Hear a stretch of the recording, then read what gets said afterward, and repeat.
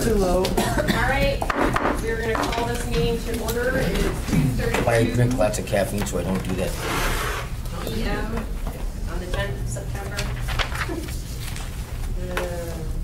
September 2013. The other day I actually caught myself writing 2014 on top of this paper. September, what's wrong with you? I know we have roll call for us, but I didn't know if before a roll call if we wanted to do any new intro. We do have kind of a new member with us today. Introduction. We have a returning member.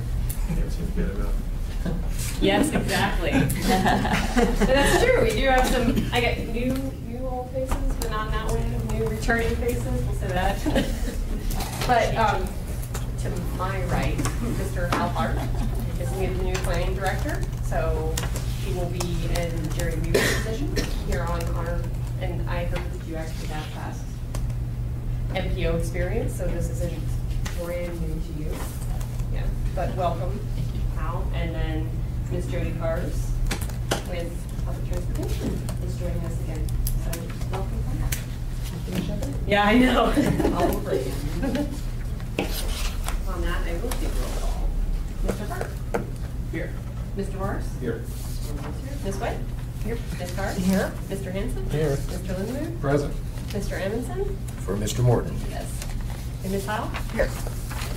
You have quorum. Craig, would you please make the public involvement?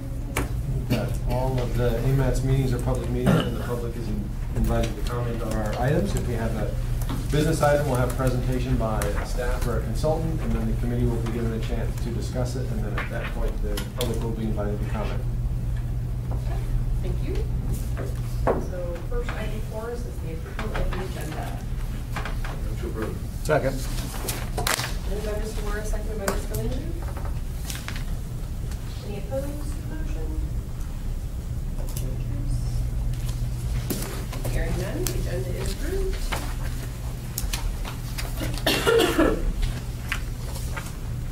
All right, first thing for us is the meeting minutes from last month's meeting, 13th of August. Move to approve. Second. I have a correction. I don't know if you got it. Okay. Some minor edit. Okay, thank you. I missed who moved and seconded, sorry. I seconded. I moved it. Thank you. Mr. Lindemood, Ms. Howell? Yeah, okay. Are there any opposed to approval with the minor edits that Jennifer apparently did in secret?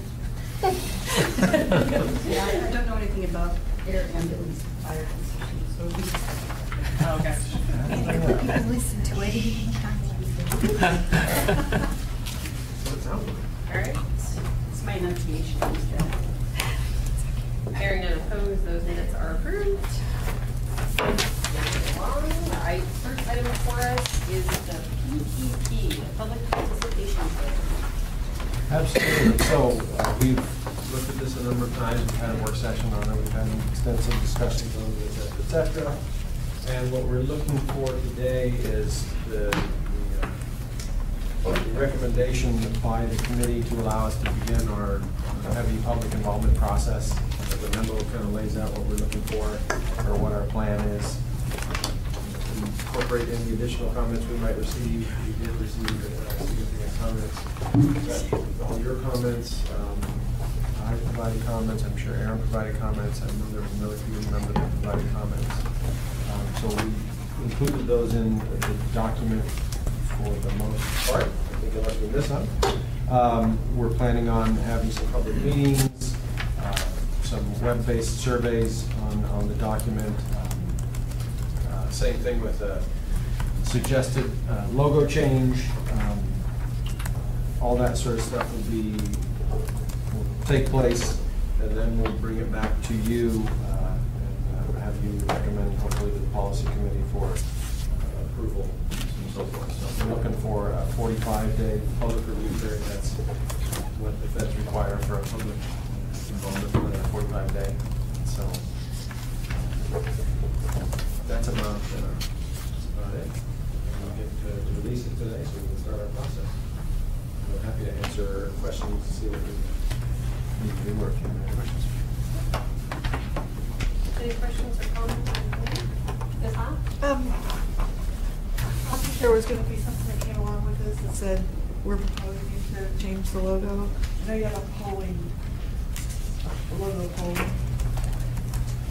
We're going to have that when we do, the idea was when we start our public process with that, we will have some logos and possibilities, and we'll do it then. So how, maybe a suggestion that would be, in place of a logo on here, you put a little box that says logo to be determined. Because right now it's not a state that you've already decided what the logo is. I think that's the one that shows up on Facebook too, isn't it? I think the one on Facebook is the one from the,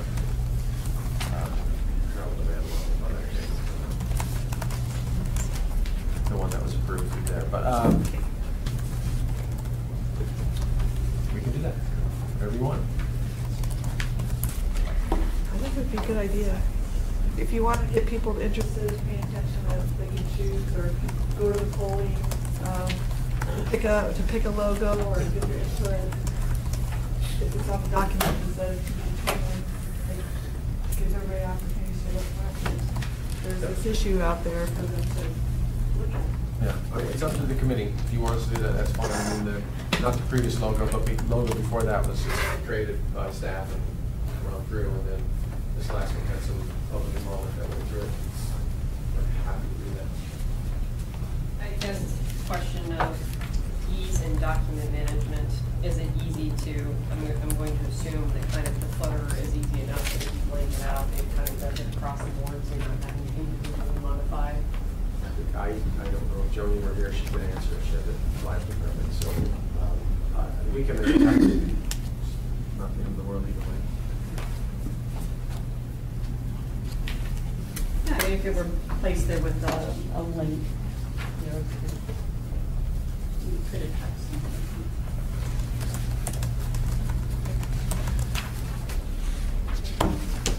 Any other questions or comments? Yeah, I think so.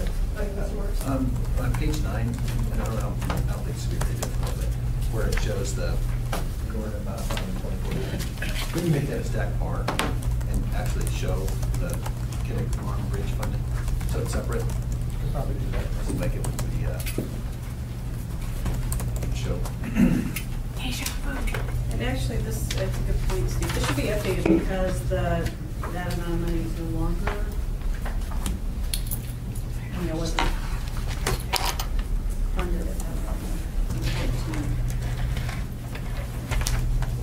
That just shows you how long this graph has been, how long it was put together. We can update that. That's well.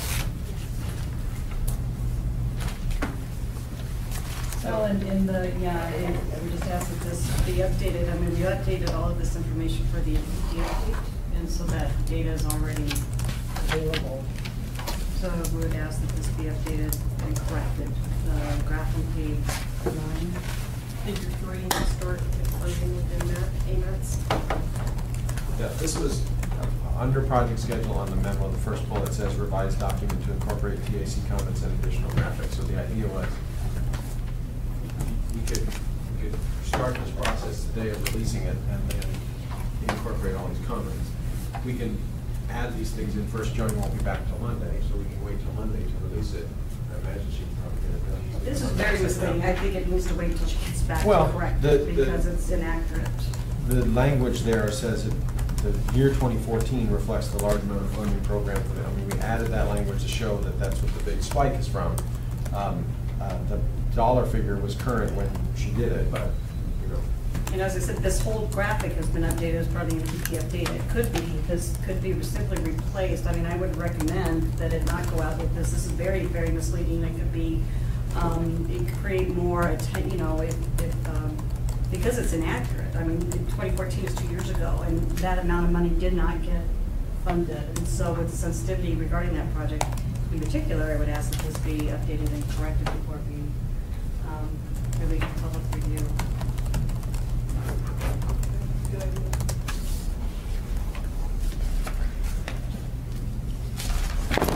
And Vivian has the information, the data pull out in the NPT. Interim, yeah, and that, you know, it wasn't there at the time. this was done in 14.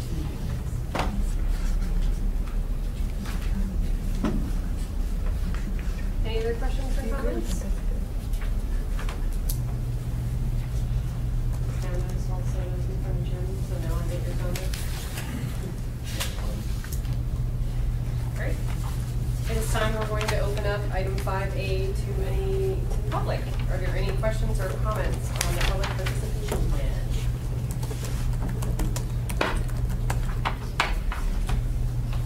I really need to get the app that plays like the Jeopardy song. So if this were to go out, I'm sorry, Brian Hill, PDC Engineers. If this were to go out, it would, are you suggesting that it go out with certain amendments, like an amended graphic here on page 9?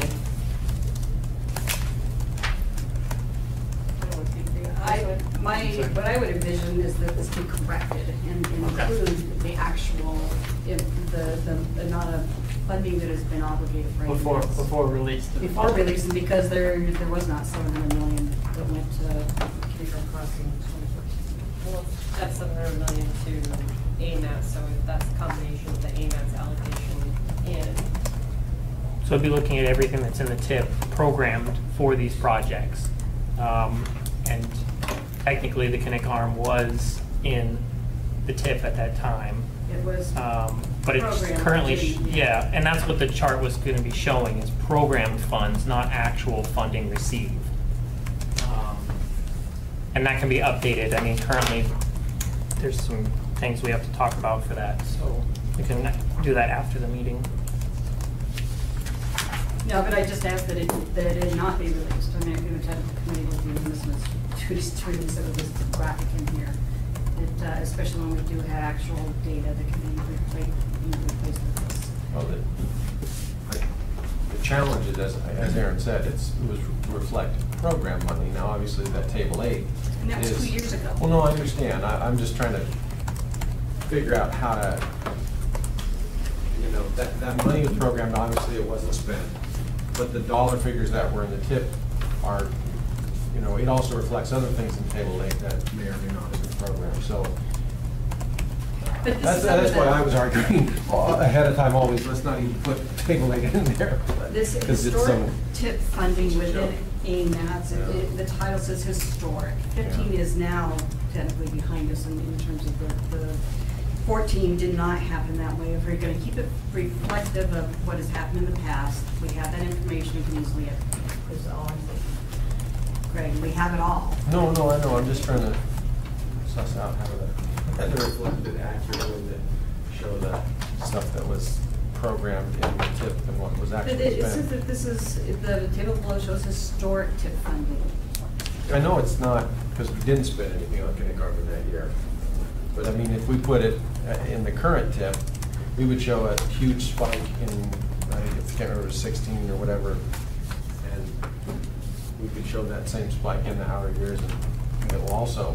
It is historic, so let's say if it's But it also historic, says just make it- historic program, that's the confusing part. So is that true of the other years as well, that 2010, maybe it reflects program funding, not actual funding?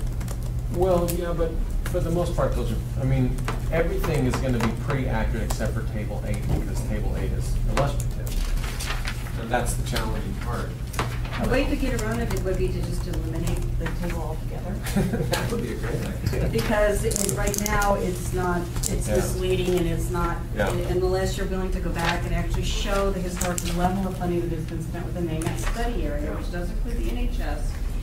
And Yeah. with which we do have accurate data that was not available at the time this was prepared. Unless you're willing to go back and do that, my recommendation is just to take it out altogether, because it's not accurate and it's misleading. I like that. Do we say remove it for now, or do we want to put it back in? Do we think that it's necessary to the PPP, or do you think it can be removed in entirety? Either way, it could either be accurate or it could be removed, but. it's not- Or you could just make this reflect the table 3, 4, and 5 in the TIP, just the AMATS allocation. Again, if it's- it's a- If there's any benefit for having an idea in there showing what do we generally spend over the years, into AMATS allocation, and that's why the table is in there. But you have that huge light from the table 8 stuff that just skews it. And as you said, Jennifer, it's not real, it's not what happened. Well, and here it says within AMATS, I would take that to be an AMATS study area, which would exclude stuff on the Seward Highway. Right. And,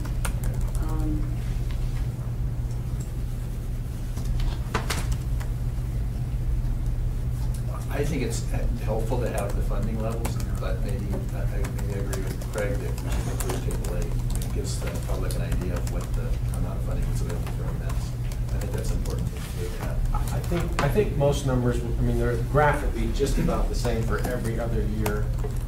And if we just take out the Kinnick Arm stuff there, since it didn't show up in 14, take that part out and then leave the graph as it is, we'll probably be close enough to accurate. I mean, you know, it's not to the penny here. Table 8 includes everything outside of AMATS. What's that? Yes, it's everything in AMATS and within the MOA. The title is a little misleading, but the sentence before it talks about historic TIP funding within AMATS and the MOA. Yeah. I know it's been asked before multiple times to add programmed funding, not actual funding. And you kind of see it a little bit, but it hasn't been fully fleshed out yet in that sentence. So do you think removing the amount in 2014 that was related to the Kinnick Arm crossing would help clarify this? Yes, as well. Maybe you could do the type of bar where you show like 600 million of that bar as a different color or dashed or something and That's what identify it. Steve said. Yeah. Sorry, staff, or not. Yeah.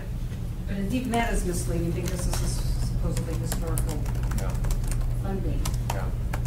And it didn't get spent. I mean, we didn't have anywhere near, and we're looking at high years, these must be years where we had really large either fund highway or sewer highway projects. Well, then just say funding program, not necessarily spent. Well, it does say. Yeah, It it's does say just, that it's programmed. it's not I know, every. but I mean, say it in other places. Say it in the bold part. Say it down in Figure 3 title. I mean, that's really the only project that is in there. There are a few other earmarks that are in, old earmarks in Table 8 that are just kind of sitting out there, but they're $1 to $2 million. That's the only one that is really huge, and, you know, the fact that it didn't get spent would affect the grant. Everything else is fine. I think we just take that out, it would reflect reality a lot closer. Take that funding. Take the whole table? Is No, there, to take this 600 and change, Well, just, Well, you have to be consistent. But is Right. it- How you apply it. is there a problem with just pulling this data that from the now adopted by the POSIT committee, MTP interim update, because they have updated information for every single year for every funding source? And to pull out the data for yeah. the tip shouldn't be a problem. Yeah, and I think because we're moving up by 100 million increments here, the table is probably, the reality is going to be about as close to this as you can get with the change in 2014. It should be pretty easy. Because it obviously didn't get spent in 14. So we'll fix it with the actual programmed amounts. And again, it's the spacing in there and as how detailed that is. It should be pretty close to what we see right here, except for 2014 will be much lower. And it'll be what was actually programmed. Programmed or obligated, I mean, there's some, what we Oh, have. sorry. What was actually reflected, so it'll be consistent with the. Show what was obligated. Okay. Yeah. Because obviously the numbers for our allocation, the programming and the obligation is the same thing. We're required to, by the end of the year, to be at, you know, 0. It has to be balanced exactly. So those numbers will be the same. It's that what was actually obligated, Table 8 that would change. So if we change this to obligated instead of programmed, fix that. Well, Not really. just to be clear, I don't think it actually says programmed anywhere except for the final sentence that says year 2014 Yeah, reflects the yeah. large amount. So if you're going to be pulling that out, then that sentence can likely come out. Yeah. And then you just change the numbers to be consistent with the NTP. Yeah. Okay. You like it? So how about I do this? I move to release a public participation plan with the logo to be determined and table on page 9 to reflect all the data. The words that we want to hear. So prior to reading, fix them, then you can release them. Very good. Second, can you hear? Did you second? Okay. I did. Mover, Mr. Hall, second by Mr. I'm sorry, Blind. May I make a friendly amendment to it, that it just say historic tip funding within Anchorage, AMATS and MOA, or within Anchorage, because they're pretty early. Yes, that's fine.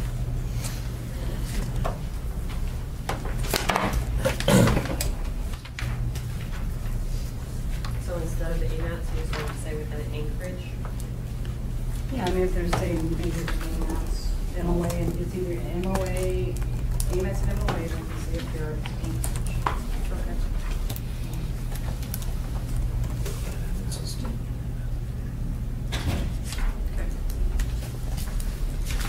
So we have a motion, we have a second. Are there any opposed to the movement with the friendly amendment? Or actually, are you okay with the friendly Yes, amendment? yes, I Okay, said Are you yes. okay with the friendly amendment? Yes. Okay. Are there any opposed? Hearing none, we have a motion. So it'll probably be sometime beginning of next week, right? Once it gets corrected, we'll send that out, post it, 45 days. So next item is 5B, Citizens Advisory Committee application. So we passed bylaws recently with the creation of the Citizen Advisory Committee, and that 11-member committee has one member from each assembly district, and then it has 1, 2, 3, 4, 5 other seats, which are appointed by the basis of an association. Has a member from J-Bear, a member from Planning and Zoning Commission, a member each from the Chedak Eagle River Chamber of Commerce and the Anchorage Chamber of Commerce, and a member from the Federation of Community Councils. And then those 6 public member seats, one from each assembly district. The idea was to send out a call for nominations, and have people fill out an application, and then bubble through the process of a small committee to select, and then present to the PAC, and then on to the policy committee for approval. And so this is the application that I ginned up here to post and get folks to show their interest in applying for it.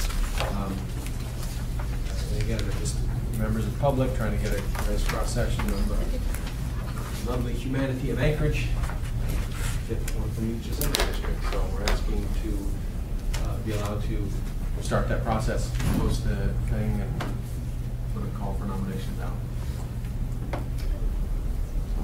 Questions, Ms. Hall? Is this going to come with some instructions? What's that? It's going to come with some instructions? Instructions for? That's one person per, or, per assembly district. Not to be reciting in that assembly district. One of the documents I brought to one of the previous committees had some really specific instructions that can be posted with it. The one that talks about the membership, how often they meet, all that sort of stuff. This was just the application. That document came before, but we'll have it with it. So, just, I'm sorry. As far as the process goes, that you may get several candidates from a single assembly district, hopefully, and then the TAC will review the 3. Let's say there's 3 applications, and then we make a recommendation of one of those to the policy committee. Is that what I understood you to say? One of the suggestions that Cindy sent around was a subcommittee for depending, it was for all of the different advisory committees, but for this one it was 2 from the MOA and then the DOT, the AMATS planner, to come up, look at all those names and kind of vet them and then send them to you. You would have all the TAC. But on basis on this application alone, or would you have? This application will. So there'd be no resume or anything that would be attached? No, that's good. Okay. All right, if you want them, I mean, we can add a thing that says attach resume if you're so inclined. That's an easy line to add. I would suggest that's typical of commissions of the city that they apply the text resume. Mr. Henson? Just out of curiosity on this application, why do we care whether they're employed by a government agency or not? Well, we're trying to get a background from them and get a sense of what are their strengths and how they would apply to this. So if they're, if there's someone that has some background that is an agency that would kind of relate to this, it'd be helpful to know. Let's just kind of get more background. I think that's why resume would be really good. Yeah. Or bio or something, maybe resumes or both. Yes, Ms. Walsh? Just as a reminder, refresh me, it's 11-member committee, so it's one member from each 6. You want to be sure at least each assembly district is represented. Yeah, one member from That's each. 6, and then the other 5 could be more than. The other 5 are the Anchorage Chamber of Commerce, one rep Right. from the Chugai-Hewlett, et cetera, et cetera.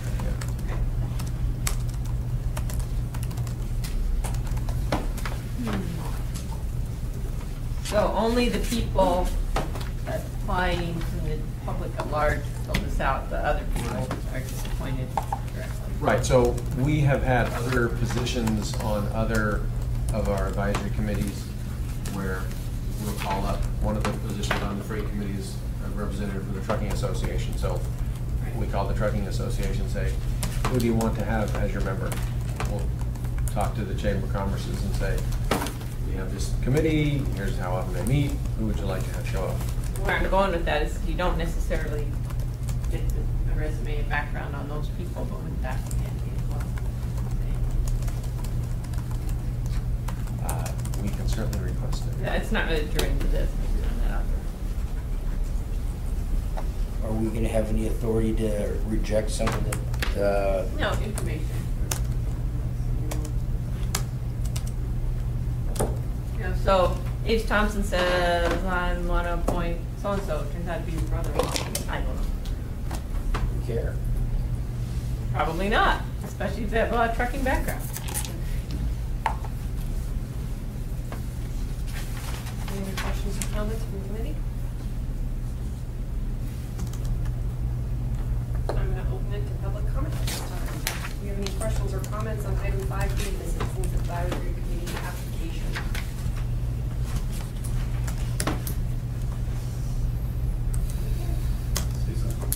Bob. Please state it again. Sure. Bob French.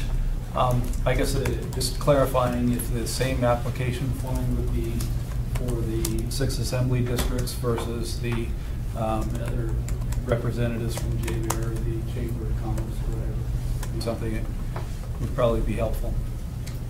So the idea is that there isn't a nomination form or application for the members that represent J-Bear or Planning and Zoning Commission, et cetera, we contact them and say, we need, here's this committee we're forming, we would like a representative from your entity on it, can you forward us a name so we can add them to the list? And then they just need to be approved by the policy committee after recommendation from the TAC. They don't necessarily fill out an application. We have a name, and I guess if we get a resume from them, then we have that. That's been our practice in the past for all the other committees that we appoint people for. Any other questions or comments?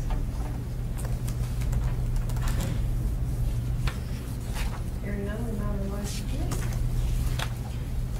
That's like make a motion. Yes, That we Mr. Morris. approve the membership application that we request that all 11 members, including those from other,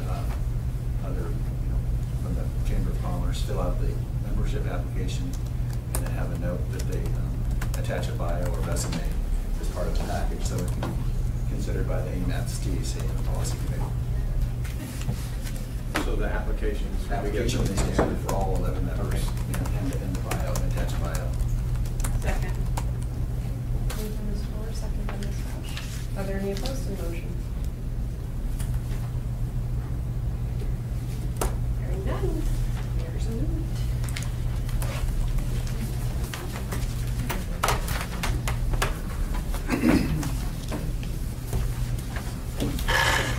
That was all of our business items, correct? Yay, so on to informational items. First before us, 6A, Thank you, Madam Chair. My name is Teresa Brewer. I'm a Senior Transportation Planner with AMATS. Today, we're bringing forward to you some draft documents for your review to begin that process, Tech Memo 5 and Tech Memo number 7. And staff has just begun internal review of these documents, and we want to emphasize and stress there are some travel times that we're looking at in the status of the system report that we're working with Kim Carpenter's group in traffic and Dan Kretschmar, who will be on the phone here shortly, to understand some of those anomalies better. So just keep that in mind when you're reviewing these documents, that there is further refinement, and the team is continuing to review. Let me see if I've got Dan on the phone, and we'll have an overview of where we're at with these projects and these documents. Dan, are you there? I am. Okay. Sure. Great. We'll get these guys moved because some of them are in front of the PowerPoint, and they probably want to see it. Okay. Let me know when you're ready. Sure. Thank you. Just let me get comfortable. I know, and I've seen it.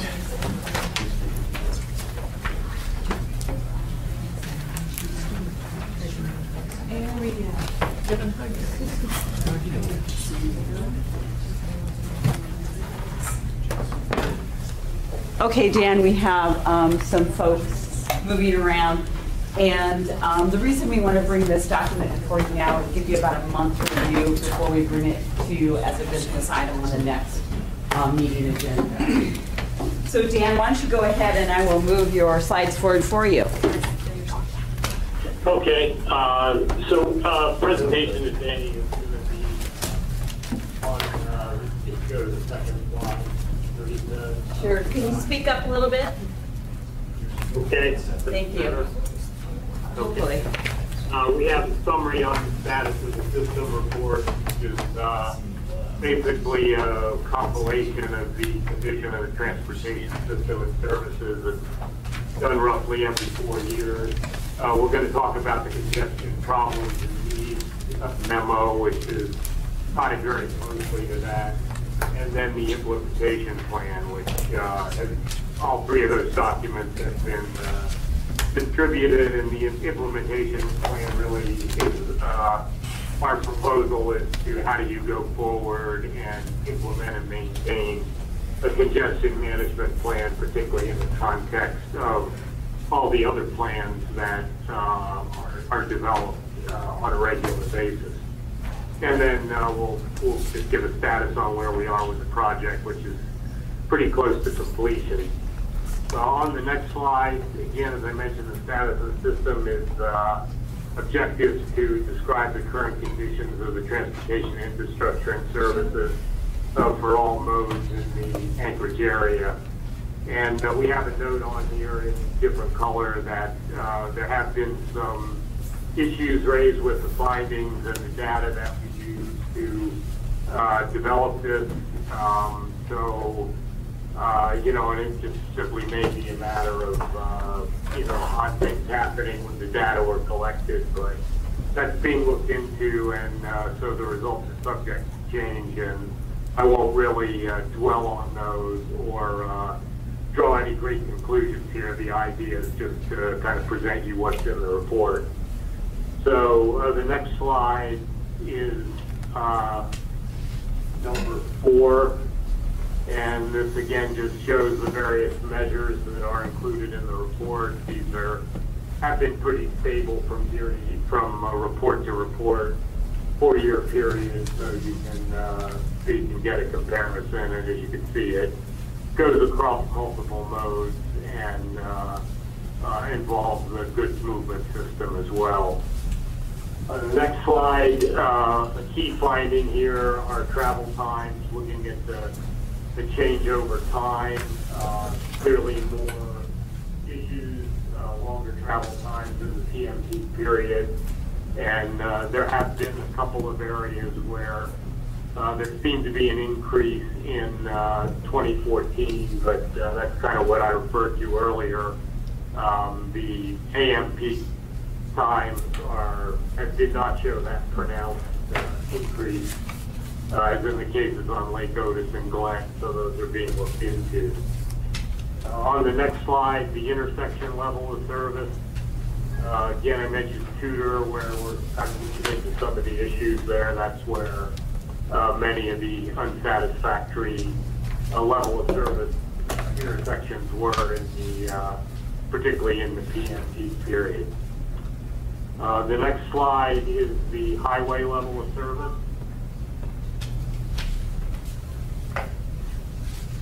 And that again is a fairly limited part of the network that is the highway. And I think as you see the red where, you know, the highway becomes arterial, you generally see conditions there that are probably better represented by the intersection level of service.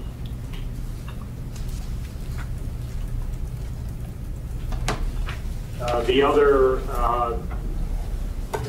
piece on the road system involves crashes. There are a few more graphs in the report, a little more detail, but as you can see, the trend there is sort of no trend over time. The crash rates remain fairly steady and go up and down from year to year. It's actually been very stable in the last 4 or 5 years. Probably, I'm sorry. Just to clarify, it's hard to read from here on the slide. I'm reading this right. If red is non-injury and the lighter color is injury? Yes. The pink is injury, and I think we need a different one for fatality because that's such a small percentage that really doesn't show up at the top of those bars. Is that the little white bar? Right, correct. Yeah, it's just a little white strip you can barely see at the top. So I think we may have a I don't have the report open. I think we may have a representation of that in the report separately. If we don't, we'll get one in. Thank you. So you can more clearly see it. So our summary of the road system in slide 9, something that's probably well known to everybody there, that higher level of congestion kind of across the board in the CMT.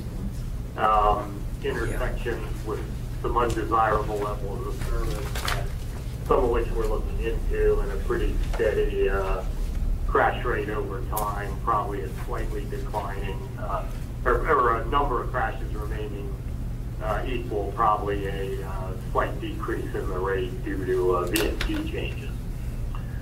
So on the next slide, we have a couple, to kind of illustrate what we have in terms of public transportation for the people mover. The trend was upward through the 2000s, pretty steady, pretty stable, over 4 million annually into 2012, and then a decline in 2013. Probably early to tell whether it's a trend or not. If you look at the mode split, really not a lot of change there in any of the modes. Kind of over time, a slight decline in the public transit mode. So again, the conclusions here on slide 11, in addition to the ridership data, 2 other items. The travel time data showed that the service delays have not really changed over time, except on one route where there was a pretty major increase. That again is something there may be a reason for, given the rest of the system didn't change too much. We don't know what it is at this point. And there's been a clear decline in the registered user base for both ride sharing and carpooling, or van pooling and carpooling. In the case of carpooling particularly, you may expect a decline where carpools form and eventually they sort of become established and go off the books here and become more informal, but there clearly does seem to be a downward trend there overall in the last few years based on the data we have. On slide 12, the non-motorized system, we have the crash information here. And again, kind of as with the vehicle crashes, not really a big trend either way. The last year was 2012 when there was an increase, as you can see in the graphs.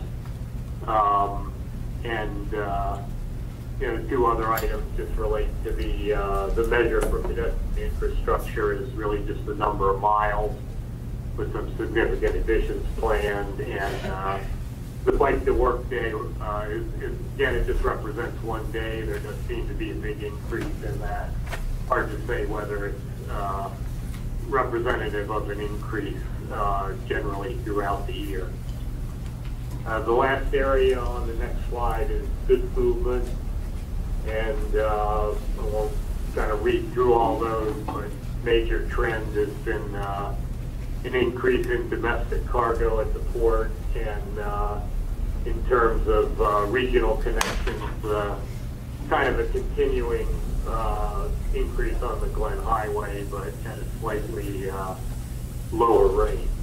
So again, there's more detail in the report on these particular items. We're just showing a kind of a snapshot here of what's in there. And that pretty much concludes the piece on the status system. We ask people to look at it and see if there's anything that does jump out at you that needs another look. And we'll probably stop now and see if anybody's got any comments or questions or thoughts we should incorporate here.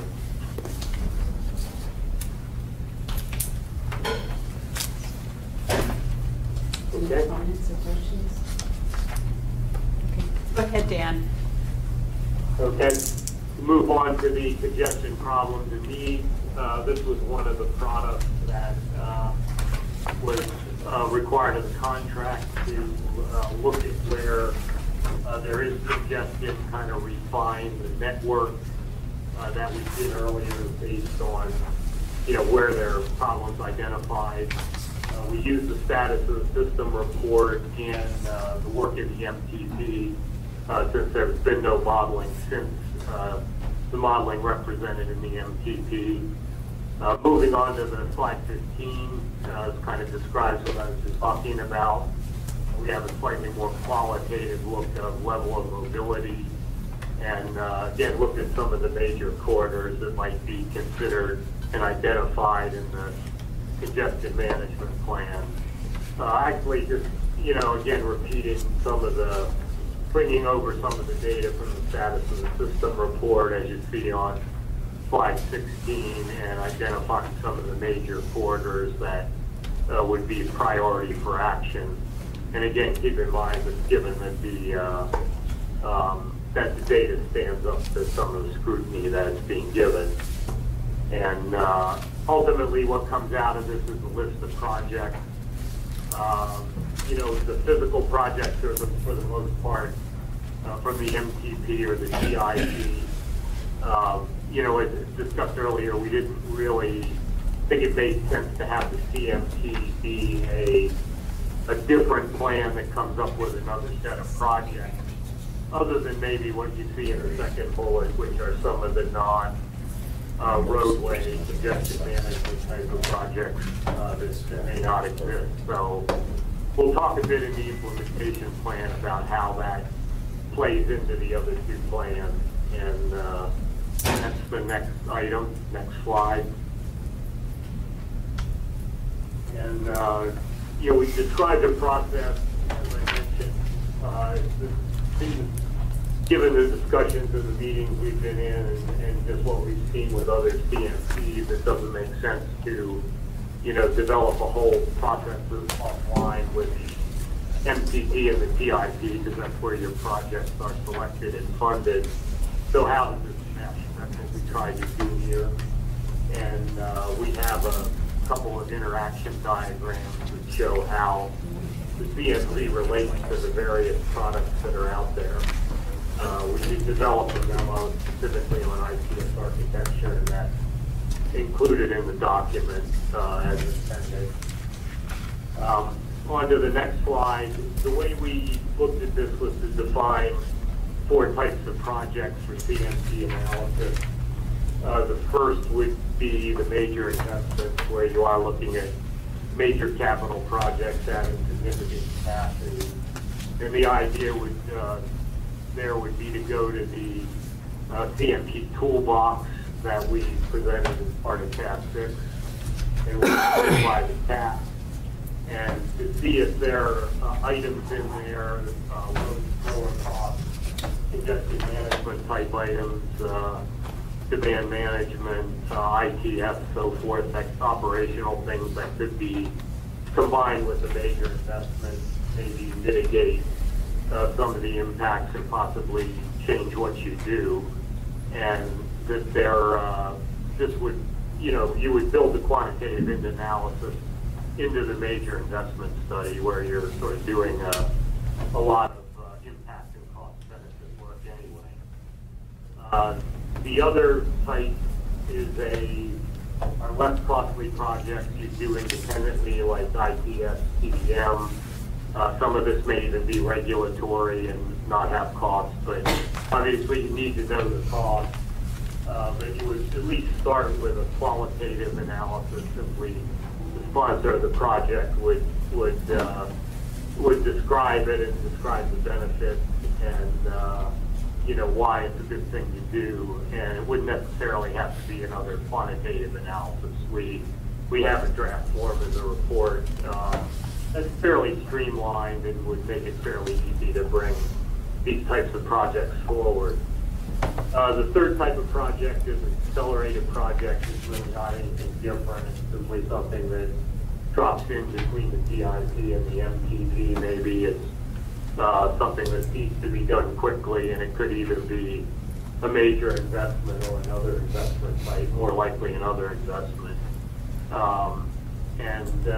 Finally are what we call exempted projects, where if you're doing safety or bottleneck relief problems that are fairly limited scope and have to be done, there's really no reason to go through any sort of analytical process, so those wouldn't really go in. They would be noted in the CMP plan, but there would be no analysis of them. So that's that's the proposal for actually implementing and maintaining the CMP over time. We try to keep in mind that it should be streamlined, it should be coordinated with the other types of plans, and it should not have, a lot of requirements attached to it, because there aren't the resources to do those, and in most cases they're not really necessary. So I'll go into where we stand on the project in a minute. If anybody had comments or thoughts, it's a good time to open it up. Again, this is something you can read and comment on. It may be tough to absorb in 3 slides what the whole plan is. Are there any comments or questions for Dan?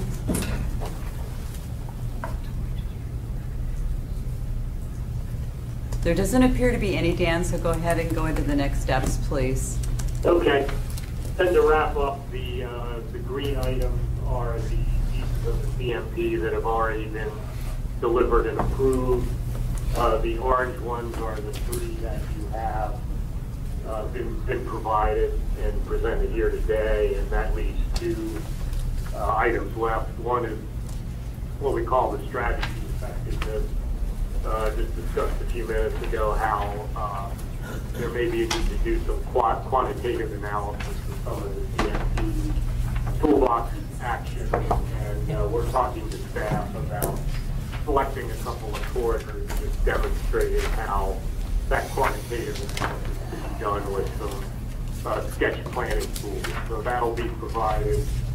And finally, the web-based dashboard with the Tier 1 performance measures that were identified earlier in the project would be the last item, kind of part of the status of the system report task, since it relates pretty closely to that data.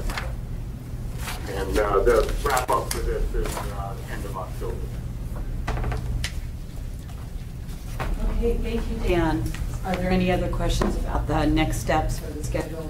And of course, what we'd like to request the Technical Advisory Committee is to review these documents over the next month, and then we'll bring them before as a business item at next month's meeting. And of course, please understand that we are refining and looking at some of those couple times on those various corridors. Will there be a test? No. Please no. Okay,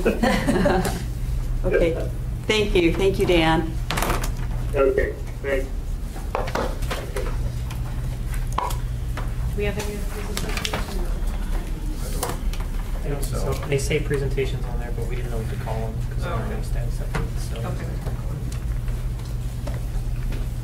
I guess I could ask, if anybody else is speaking on the agenda, are you going to do the overhead? No. No? Okay. No budget. We have no budget. No.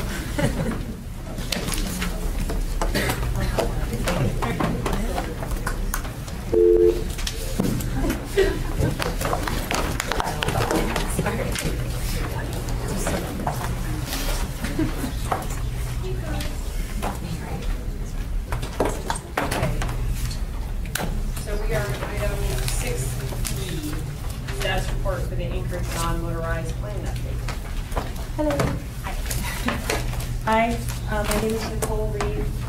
I work for Professional Technical Services. I know many of you. I am the project administrator working as a term contractor for the municipality of Anchorage. So intentionally, I'm a municipal employee. So I handle municipal projects that they give to us to handle. And one of them happens to be the AMATS Bike, Ped, and Trails project. I was, yes, Chair. Oh. I was gonna say. You look so inquisitive. Sorry, I was No asked. comments from the committee, Julie. Huh? I said no comments yet. So I was asked to come before you today to talk first about the trails plan and the area-wide trails plan as it's listed in the TIP, the 2015 or 2015 to 18 TIP. How we came across the Fish Creek Trail as the project that we wanted to move forward. And so I'll go ahead and give a brief background on how this came to be. We were requested by the DOT to find a use for the 2014 TIP funding that was about ready to expire.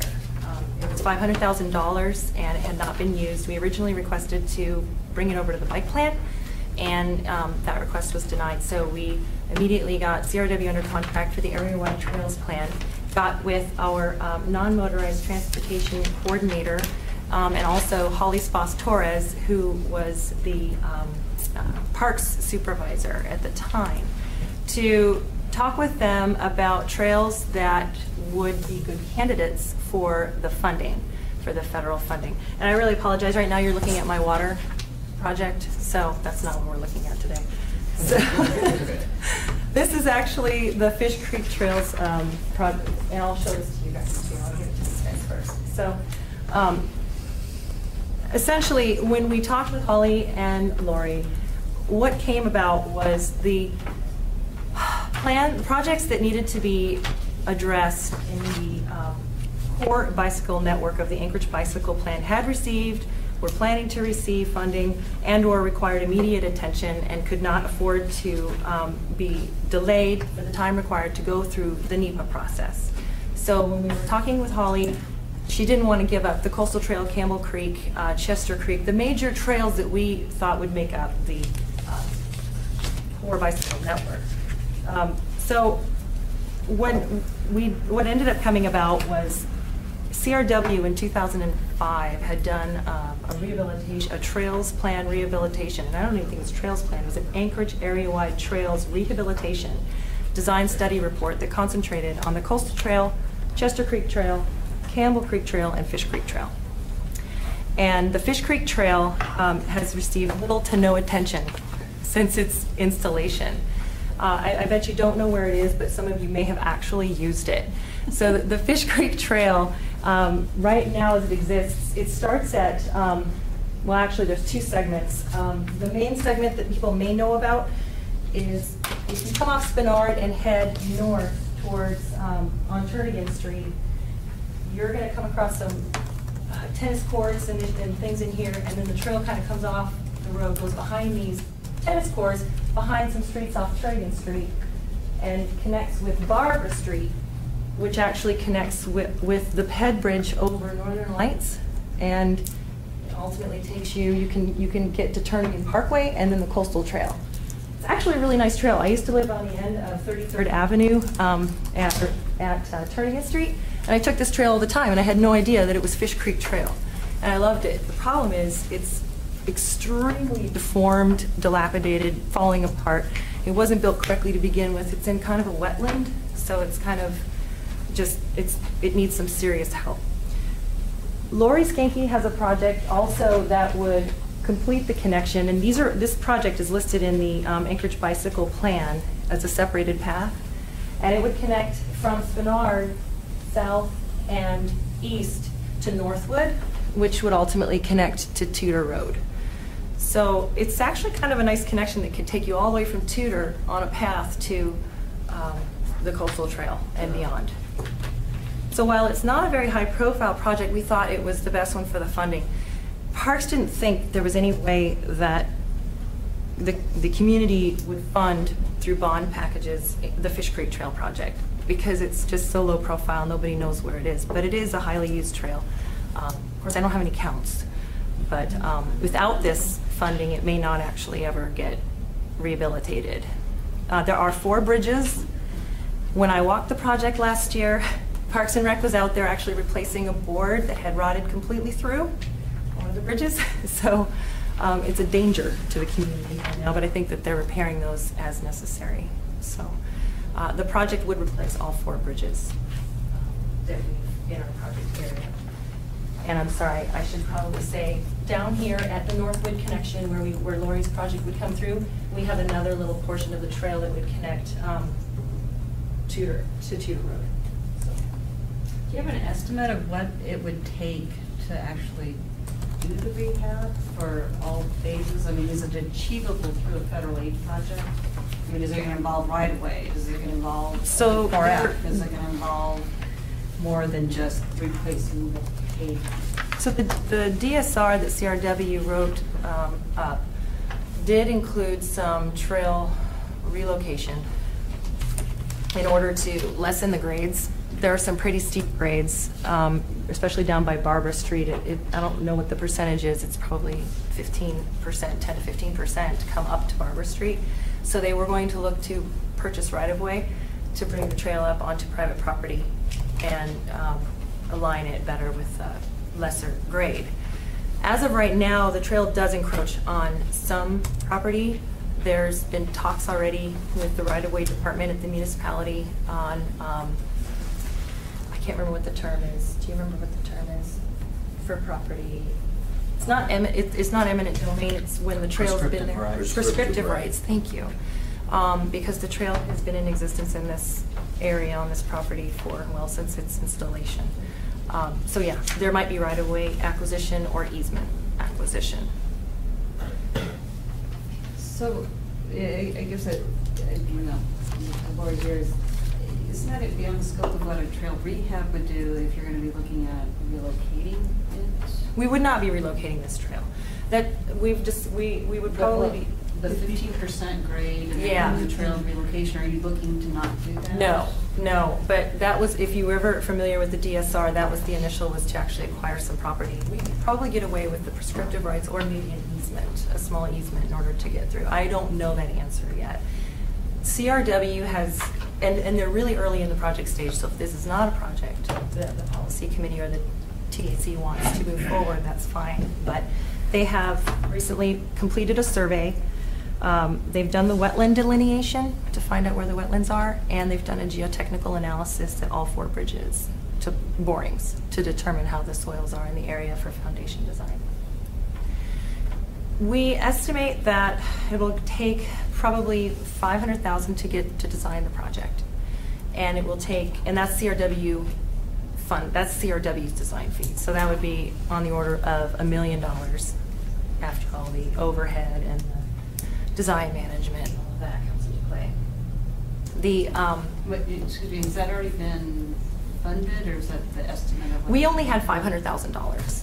So to get through the initial phase, the draft DSR and reconnaissance, CRW needed quite a bit of money because they had a lot of sub-consultants they needed to hire to do the work, the wetland delineation, the geotechnical investigation, and the survey. So they had a lot of work to do in the beginning. The design is not going to be that time and labor intensive. So we assume about $500,000 total for them to do the design.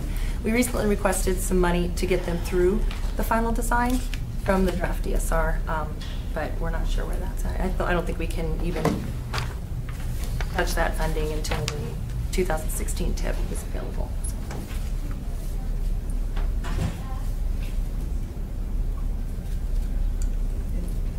So are we looking at replacing or rehabilitating all 4 of the bridges? Yes, well, that's the idea.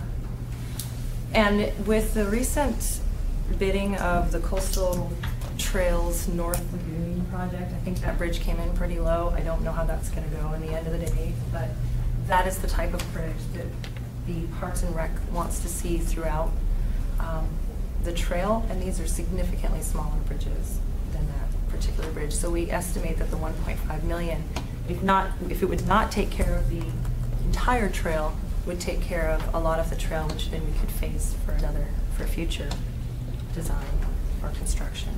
So the 1.5 million you're talking about is for Construction, and 250,000 for CRW to continue design. So. Okay, I'm just a little bit confused because you said it was $500,000 to design, but once you put in all the overhead and everything else, it's $1 million. Right. So it's $1 million So we have to design a $1.5 million project? $2 million. We have $2 million in the area-wide trails plan. So we are looking to spend somewhere in the order of $1 million to $1.5 million to design it. Design it? Yeah. To design a $2 million, $1.5 million construction project? We need, no, $1 million to design it. And then, yeah, sorry, $1 million to design it, $1 million to construct it. I'm sorry. You got me confused. I was right the first time. It's $500,000 for CRW design, which turns into about $800,000 to $1 million for total cost for design. And then we'd have 1.2 to 1 million to 1.2 for construction. So we're looking at 40 to almost 50% of the cost going into design? Well, I mean, this is, I guess. overhead and management takes a lot, federal money takes a lot of overhead. There's a 25% mandatory take on overhead. So, the 1.2 million is actually just the construction Right. cost. The additional 500,000 she's talking about is the overhead, design management, construction management. Right. Everything else. So It's 500, yeah. So the project's already there, the money's already there, you're just telling us what's happening with it? No, what happened was I think there was a misunderstanding on what the money was supposed to be appropriated for. When talking with AMATS Planning, talking with Aaron, he was in a policy committee meeting and they were looking to allocate the money for various pathways along major corridors in Anchorage, which to me does not translate to an area-wide trails program funding, but if that is what it was intended for, then that's what policy committee wants to spend the money on, then that's what we'll do. We've only spent to date $60,000 to $80,000 on the project, maybe $80,000. And that money thus far has been the survey, the geotech, and the wetlands delineation, Which is all good material, or data that we could store safely.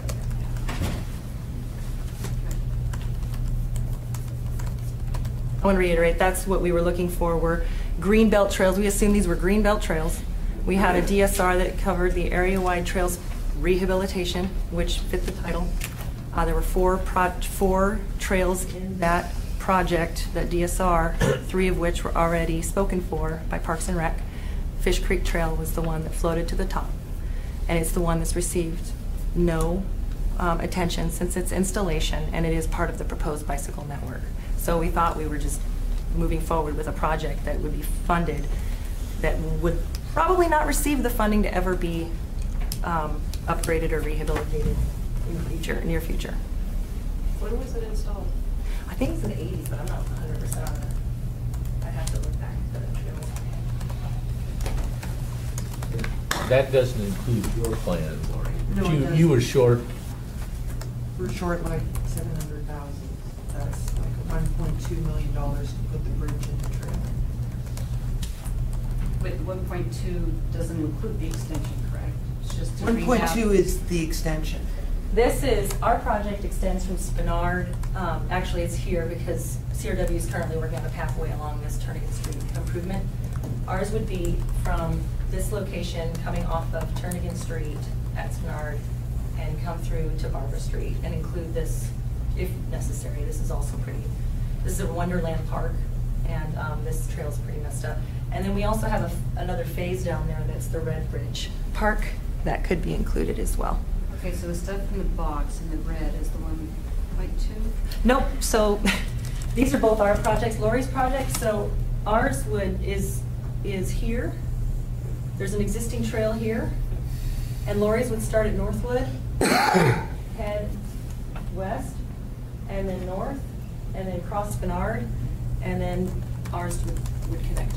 I guess I'm a little confused. To build the pathway that's not there, how is that being funded, or what is, because that's outside the scope of this project, correct?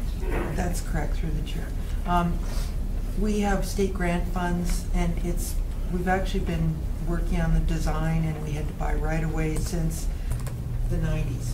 So we're still trying to put this connection in. And you were looking at another, I don't remember which source of grant funds.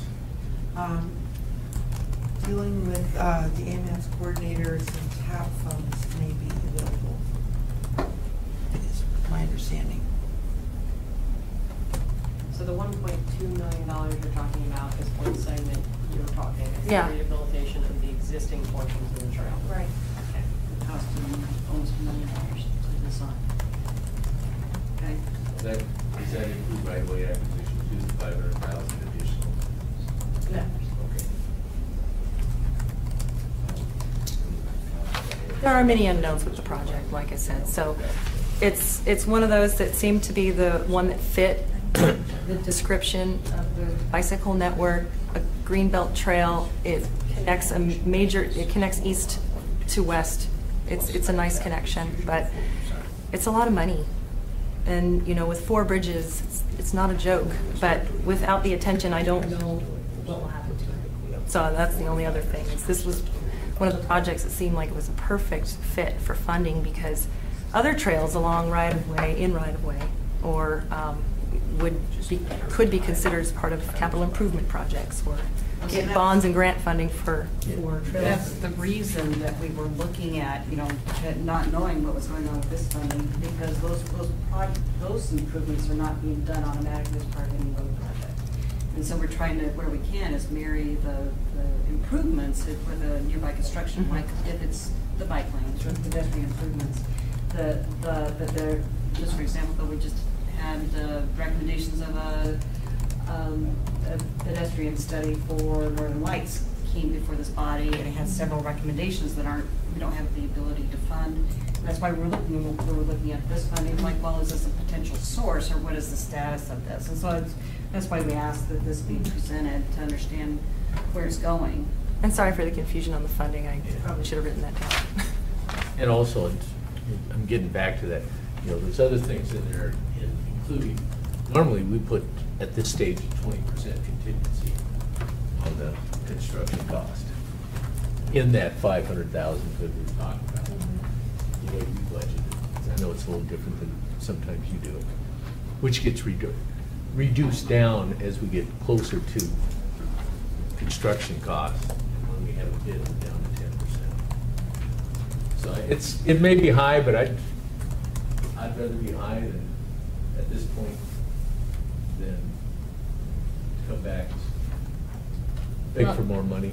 It's just one of those things that it caught my attention. Sure. That because when we're looking at within DOT, our own performance measures, a lot of it's going to be, is what percentage of cost is design versus construction. And to me, this seems almost, it is a challenge we have with these smaller cost projects that have to follow the federal process. I get it. But it is a little bit startling, though, to have 40 to 50% of a project's cost to be in design, and that doesn't include right-of-way, utilities, anything else. And I guess this is a discussion maybe between the state and the city, because it seems inordinately high, and it really reduces it. And plus, this is only one of 3 components of a 10% of our total allocation, there's the rehab, there's the bicycle, and there's the pedestrian stuff. So Jennifer, I'm having that argument with your people about the project you guys did for me that it was 30% just for construction administration. So yeah, I understand it. I understand. And one of the things I've been interested in when we're talking area-wide trails, and it's the discussion that I got into, but something else completely, is the definition of pathways, trails, and all these different things. And one of the things that came up is that a trail is actually like what is along the side of Elmore, what is along the side of Tudor, what is along the side of all those. By definition, that is not a trail. That is a pathway. It follows the corridor of which it's along, and it's not the true definition of trail is something that does not follow the road right of way in the corridor, like a road corridor. It actually follows. Especially defined somewhere. In Title 21, that is how it's defined, at least in our development code, the difference between pathway, trail, and things that was, you know, when we're looking at it. So I don't know, like, when we're looking at the area-wide trails, how this was defined and how this was supposed to be. But my understanding of trail, generally, when we were discussing this, is something that is not paralleling a roadway corridor. It's separate of that. Well, I think when we said that originally, we said that project originally, having the catch-all, the generic, to help all of that. Everything, sidewalks, trails, pathways, anything, because we had a pavement rehabilitation, we wanted to have a pedestrian, pathway, bike, whatever rehabilitation. It was a catch-all thing, but we never laid out like you have these other ones, is where's the list? What's happening? It was just a catch-all project to help with rehabilitation because we had a need for it. And to be consistent with what was happening on the roadside. We were trying to be consistent. So that's how that got in there. There wasn't a definition. It was more of a catch-all to match the rehab project. Laurie, did you have comments? I was just going to add that the trails plan is typically recreational. Yeah. So that's another addition to it. So I'll point out something. The actual scope of the line item in the tip talks about pathway rehabilitation. So that is kind of the direction that it would have arguably been focusing on. So if we are we have an issue though, because the name is a little confusing as staff. When we look at it, it says trails, then it says pathway, which are two separate things. So I don't know, maybe some direction would be good for us so then we know when we continue further implementation of this in the future.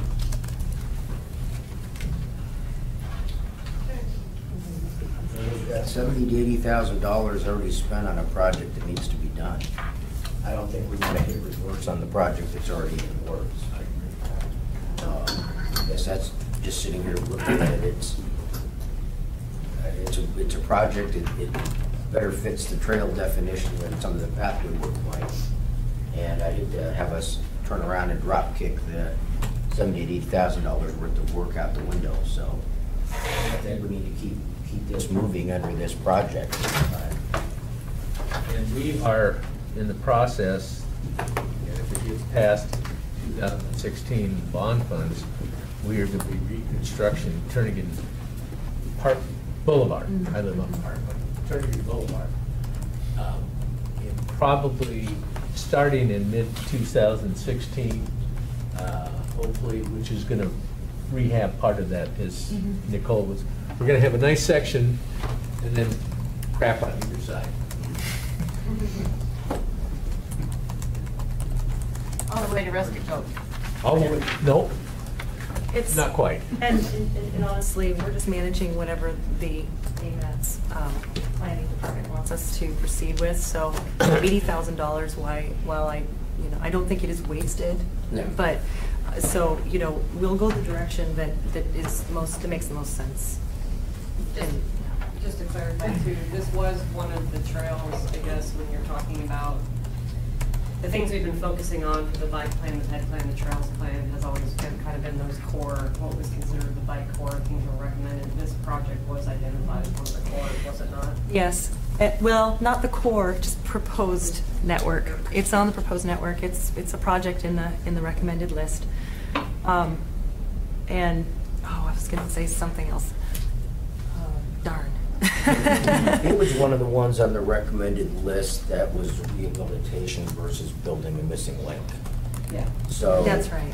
This, when we're talking rehabilitation versus building missing links, I think this actually fit what the intent was, whether we necessarily been real clear on it, but at this point, I guess my only concern is I keep looking at those budget numbers, and being an engineer, I watch them go up all too often anyway. So I'm a little leery that we're gonna be able to keep this thing in budget with the 4 bridges, but. And I don't disagree. This may have to be constructed in phases, but portions of the trail being completed is better than, I guess, none of the trail. Yep. You know, and I hate to say it, but we are it's the Anchorage bicycle plan, the Anchorage pedestrian plan, and then the area-wide trails rehabilitation. You just think area-wide trails plan, and it's part of the area-wide trails plan. It's part of that. So it's kind of. Well, and I guess, I would agree, it's definitely something that's part of the network that does need attention, and yet, kind of going back to what we had as a catch-all, and this is something we've started discussions about internally, DOT as well, is having an assessment and a condition assessment of a lot of our assets. And so I'm pleased to hear that, because there's been a lot of problematic stretches of pavement on the various trail systems. And it sounds like all of those have been addressed, or they're in the process of being addressed, of rehabbing those pavements. So, relative to use and everything else, I mean, this is a good project, but I think that's something we can talk about in terms of getting an assessment of other assets. Because it sounds like the city does have a very specific intention for what a trail versus a pathway may be, whereas, like Cindy said, when it was set up, it was a catch-all. And yet we haven't been paying attention to it, so this is what happened. Well, and after talking to Aaron and reading the tip scope again, I saw the pathway. I'm like, pathway. It said trail. So I kind of, yeah. I don't think, I was there. I helped name the damn thing. I can tell you right now, it had nothing to do with pathways or trails. It was all about pavement rehabilitation on those items as a whole. Even if they're adjacent to a road. Yeah. The whole idea was we were trying to plug a hole. There's a hole. How are we going to deal with? And everybody calls things different. Yeah. I mean, walkways, sidewalks, pathways, footpaths. I mean, everything. There are so many different terms to describe these different things, and everyone has a little bit different nuance to it, which is why I think most things have moved towards non-motorized. Really, Yeah. I mean, non-motorized, whatever it is, like really, just because. Has anybody looked at what the policies, procedures, our PNPs are for that particular item? Because that was established in the PNP. Just like the pavement replacement project was established. So, but I can tell you, we did not define all those. I know we didn't. No, I mean, you look at around the city where we do have, both the city and state have the sidewalks that are in bad shape, or we have the pedestrian recommendations coming out of the Northern Lights study, is that all of these would, in my mind, would have competed for the funding, and yet, as long as it's well understood that for the next several years under this, I think what we need is getting back to a multiple year program of looking at the funding and trying to stay within that, and recognizing that if, I know, I was there, I helped write that. just expensive. This is the language in the PNP. It says trail rehabilitation program, projects consisting of surface replacement or repair of existing trails. Safety issues must be considered with these projects. It was just basic. There you go. Very basic. There you go. Okay. All right, do you want to continue on with? Sure. Sorry about flustering there. So, is there something that we should do? Do we need to provide a condition assessment and go farther with? I mean, is there something that you guys want from us as an action item on the trails plan, or are you just moving forward? Well, it feels like you're working on a specific project already. We are. I just wanted to make sure that okay. No, that would be separate from what you're Okay. Yeah, what we have to do is look at, it's a thing that's there every year in the tip. It's a long-term thing that needs to be, process. So, in my mind, the next step would be is what, if we're working on this project, it's got $2 million worth of expenditures, what's next? Exactly, and how we're gonna making determine sure what's that next. the people sitting at this table have some input on and understanding of which one comes next after this one. And how projects get on the list to be next. Yes. And compete to be on the list. Exactly. Yep. So I also wanted to give an update on the pedestrian plan project. So the pedestrian plan was adopted in 2007. It prioritized and identified 319 pedestrian infrastructure projects throughout the AMATS metropolitan planning area. This was developed in 2007, so in order to make sure that the projects that were on the list in the order they were in were still viable and made sense, we had CRW prepare an initial assessment.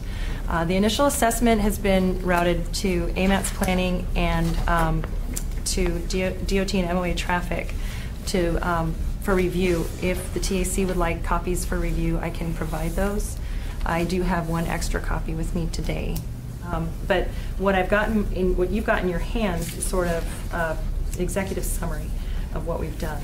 So the initial assessment took into consideration updated crash history from 2007 to 2012, whether or not it correlated with bike plan, because we can't put bike plans in where there's no pedestrian facilities. So if there was a bike plan that we could also construct at the same time.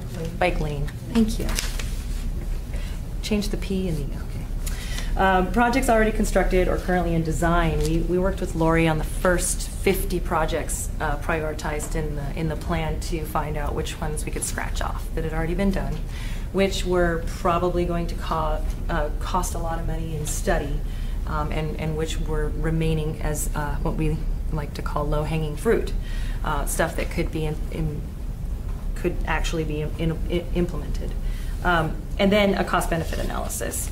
So the APP, when they do their cost-benefit analysis, it outlined a maximum score of 14, and to reprioritize the project, CRW used those original scores and then added 2 more parameters, which would be the updated crash history and the correlation to the bike plan.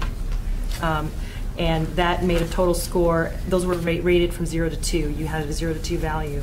So the maximum score was then 18 for use of the community benefit ratio.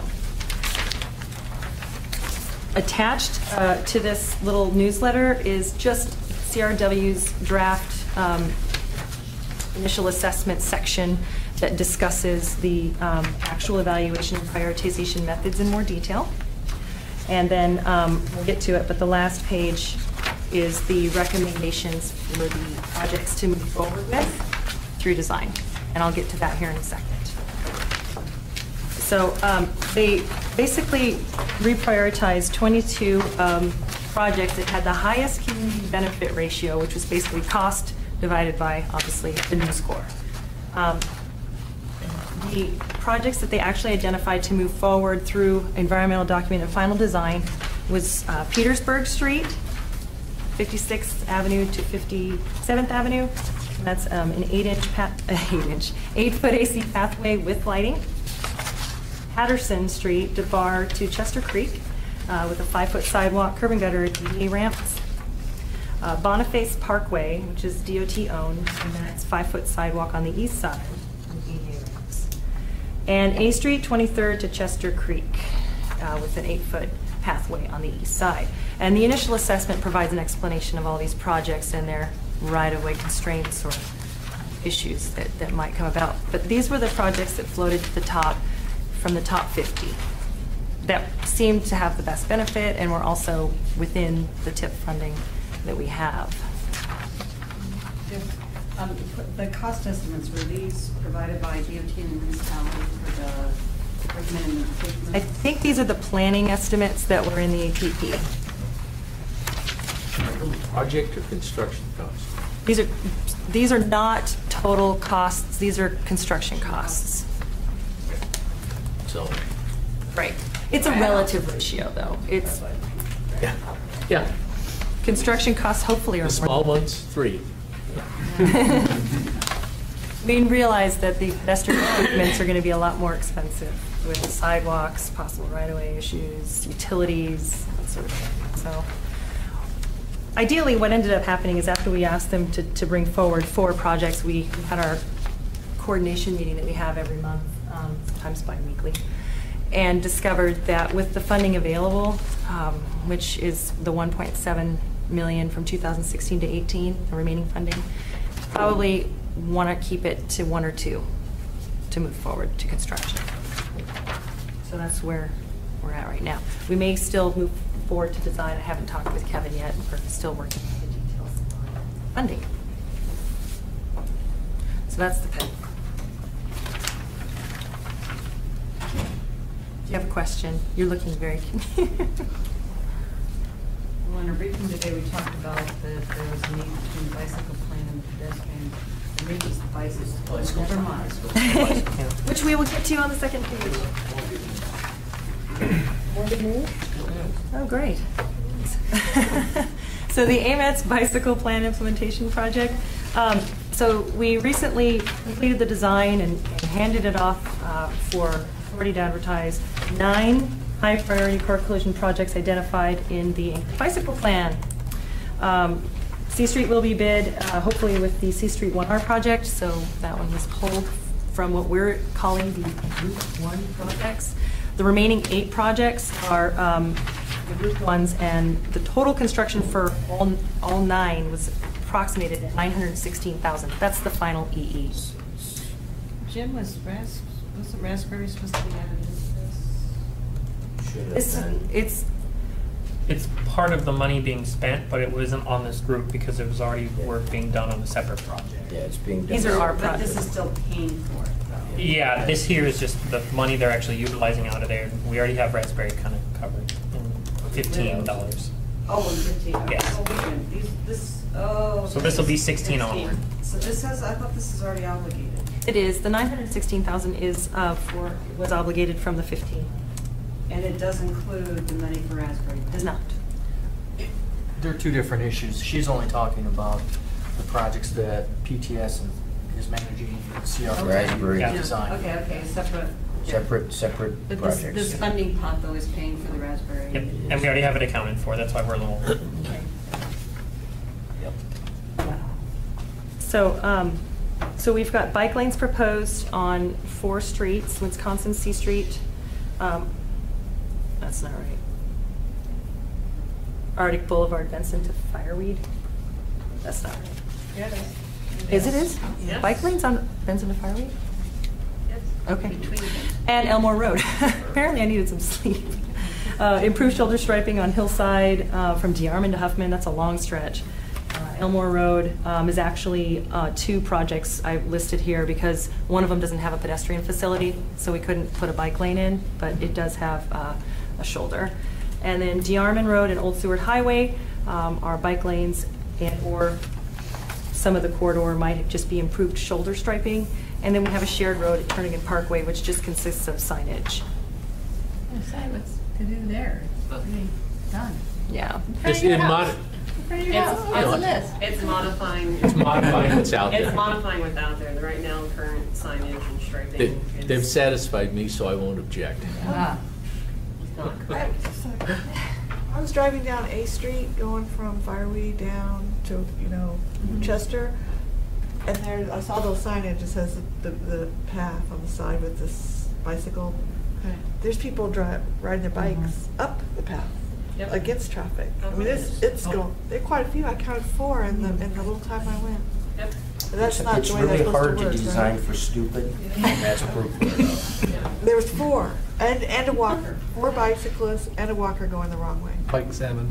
Go down Murder. Same thing?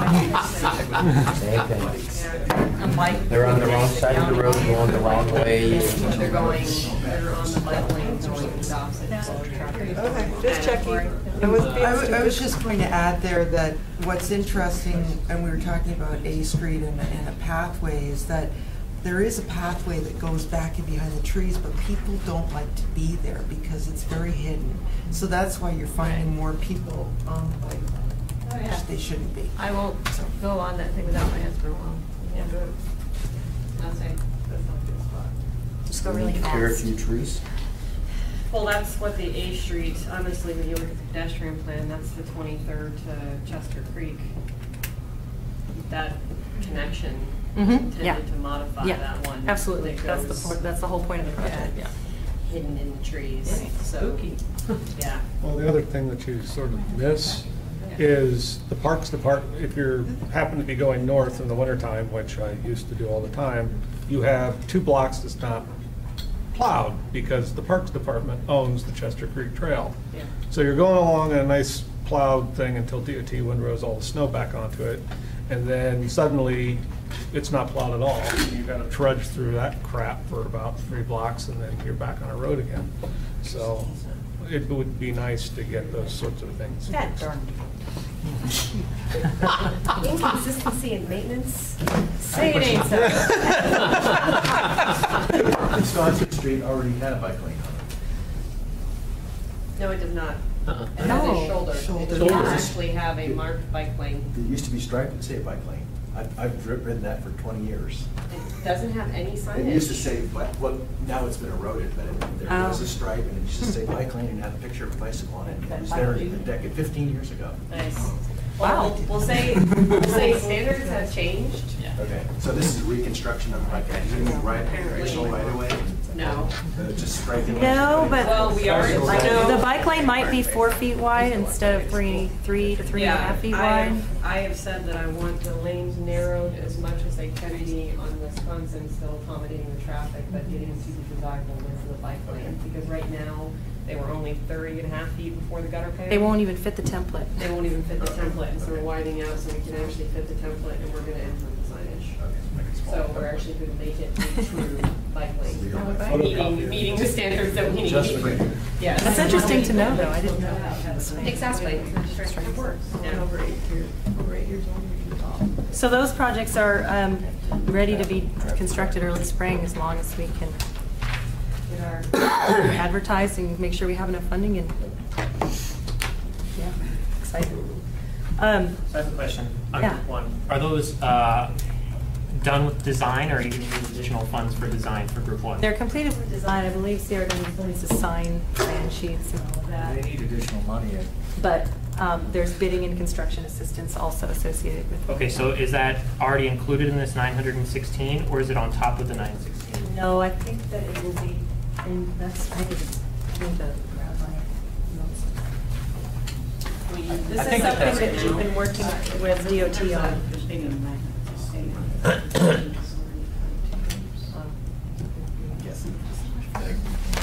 I get back to, is this 916 construction or the remaining project cost? No, this is the construction estimates.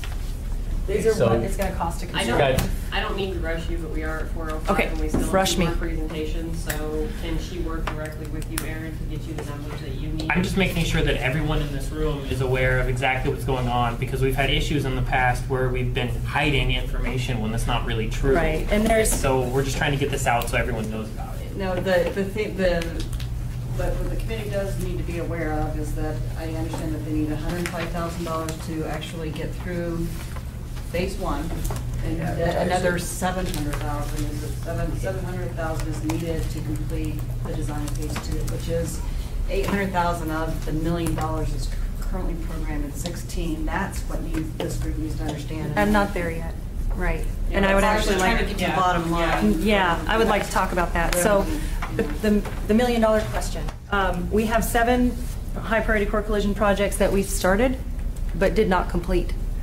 So, we're calling them Group 2, but as I've written next to each project at its bullet, some of them have been complete through the plans in hand.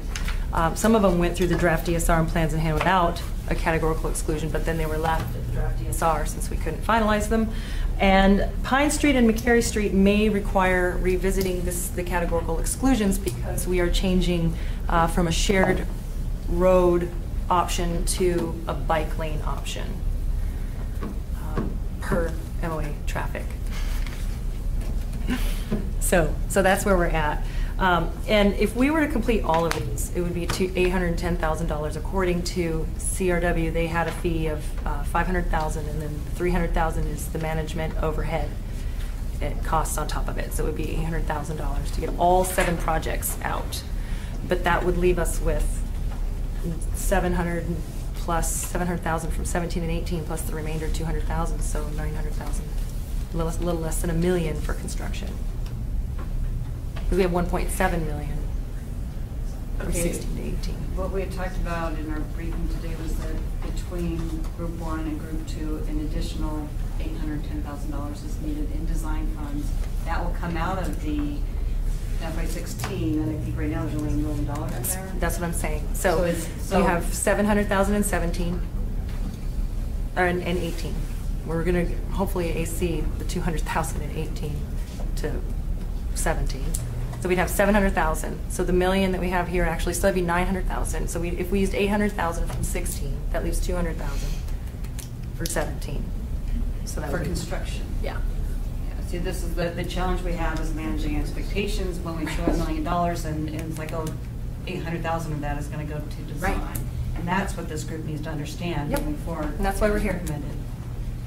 And it is what it is. And the funding can be, I know enough about the funding to be dangerous and say the wrong thing. I just know that I'm managing CRW's contract and what they are costing the project and trying to rein them in. But as far as what we have in the funding, I trust Aaron immensely on what we have left. He's the one that's kind of helped pull all this together, as has Steven Zepka and Kevin Jackson. So I can tell you what the funding is in the tip. And I can tell you what we spent to date. And the rest of it is really a discussion that we need to have, because some of the... It is, because it's, again, it's managing expectations, public expectations, especially when people look at what we're doing, so let's just paint, why does it cost so much? Right. And it really doesn't.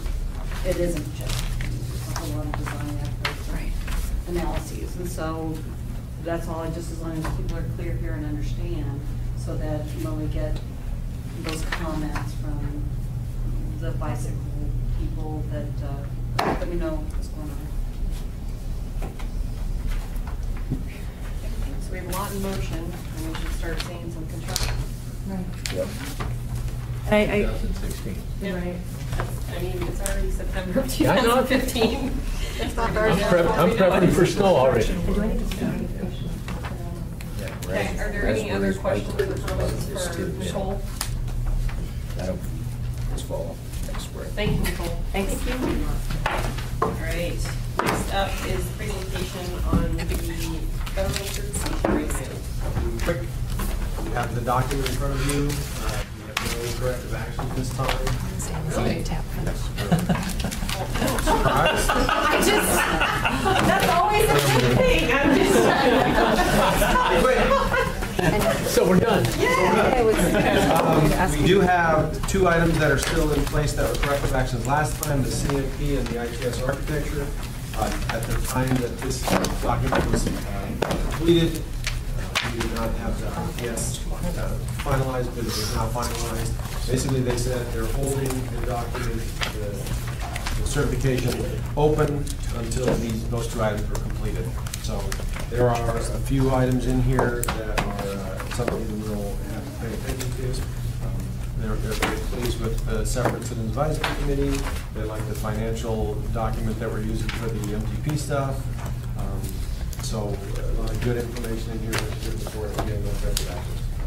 So, just looking at it, so the CMP and the ITS update both are supposed to be completed before the end of the year. Yeah, I think I just heard October is when the CMP will be done and the ITS is already approved. It just wasn't approved yet. So we're on track for those. So that was done. Yeah, we're both on. Fantastic. I didn't mean it like incredulously. I just. No, I get it. I just know it's like if somebody comes out to the site for a spark inspection and generally you're going to have some sort of corrective action. You know, I mean, usually you're not going to walk away with that something. We have finding and recommendations which will become corrective action if we don't act on them. So we'll act on them. Yes. Great. Any other questions or comments? And then last but certainly not least is the Transportation Alternative Program. In MAP 21, they changed transportation enhancement to transportation alternatives. The difference being that transportation enhancement used to be a category of funding that came through and the state spent some, and then we sometimes got a specific allocation, but for the most part we use our CTP money, our community transportation program, and stuff it into that non-motorized category. This is a specific pot of funds. Over the course of MAP 21, it'll equal out to about 2.3, 2.4 million for us. It is, we don't just get to allocate it. The way it actually works is any local government entity or a transit agency or school district or tribal government, et cetera, inside the AMATS area can nominate projects. Actually, anyone can nominate a project. Those ones I just mentioned are the eligible entities for it. So specifically, AMATS is not an eligible entity. The state of Alaska is not an eligible entity. A local government, regional transportation authority, transit agency, school district, tribal government, et cetera, or any local or regional government entity with responsibility for oversight of transportation or recreational trails. That's it. Those are the ones who are eligible entities. I still have to fine tune, get questions out to get the answer for whether or not the money can be given to a project that's on a state-owned facility or as a state entity. My initial read of it today, after I looked back through it again, would suggest that it can't be used for a state-owned facility. So I've got to do a little more research on that. But basically, the call for nomination goes out. There's a project review board that decides the allocation of it, and then AMATS approves the funding. It's about 800 and some odd thousand a year, so we have 3 years plus 1 to spend the 2013 money. It's for each year. So yes, this is what we're trying to get for Lori. Yes, so that's a project that can be nominated to see if that works. It has to be used on, write it down here, construction, planning, or design. So you could use the money to update the pedestrian and bike plans. You could use the money to finish the area-wide trails plan update. It can be used for planning efforts. It can be used for design, and it can be used for construction. So when I dial down those bits of information a little bit more, then we'll come back to you and ask you to allow us to release the call for nominations. My plan is to use the TIP criteria that we have from the non-motorized projects and a small project review board, and then we present to you and say, here's our suggestion. Do you agree with that? So who can nominate? Anybody can nominate. It's just the eligible entities are those specific ones. Yeah, local government, school district, public transportation, whichever one. So a nonprofit can nominate it, but they cannot get the money. You know, Bike Anchorage could say, do this trail, but the money can't go to Bike Anchorage to build. And based upon what your interpretation was saying, if they wanted to do something along a state facility, that money couldn't be used for that either. So it had to be something along a municipal road or a trail or something like that that was outside. Okay. I'm putting together my list. There you are. I know Nicole had a question. Hi, Nicole Ream. I'm sorry, I was wondering if we made a determination on whether or not the funding could be used for construction managed by the state. That's what I'm trying to figure out. That's a huge one for us. Yes. Yeah, I mean, one of the challenges under MAP 21 with the enhancement monies is that there was such a fight between the House and the Senate, and basically came up with a compromise that made nobody happy, and then made it very, very difficult to interpret and actually implement. The bottom line, though, is it's still Title 23 funds. 23 CFR is still federal aid funds. It still has to go through the same process, and yet they distance the state entities from being able to do that. So that's why not too many states have decided not to use it at all, because it can roll into, after 3 years, it can roll into other funding categories. But if it's a way to further advance or supplement the work that's already been done, selected by AMATS, introducing new projects like the Fish Creek Trail Connection, I mean, it'd be a very, good supplement. Yeah, for those things that don't fit into other categories perfectly, it might, it's a nice place to supplement. So I want to say final approval of whatever projects are selected rests with the state. So it'll be going through the AMATS process to the TAC, recommended to the policy committee for their approval, and then it'll go to the state for final approval of the selected projects, just to make sure we're all clear of that process. Throw it down. I am. Do you want the county? No, I'm. All right. Thank you to staff for figuring that out. I know it's been pretty, some guidance just came out like in late August. Yeah. I know I've heard quite a bit about it recently. Every time I hear about it, I learn a little bit more, so. Yeah. Any other questions on the platform? All right. Are there any other committee comments at this time?